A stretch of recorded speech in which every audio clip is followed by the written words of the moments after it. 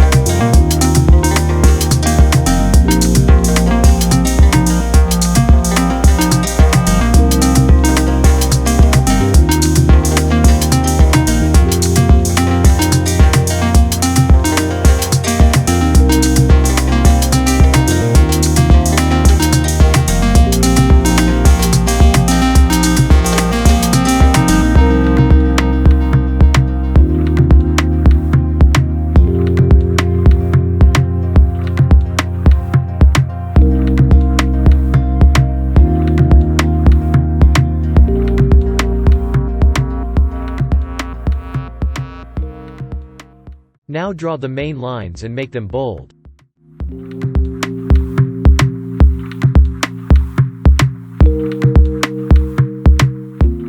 Now erase the lines that are no longer needed with the eraser. Now you can paint it any way you like. I hope you learned something from this video and enjoyed. Love you and see you in next video.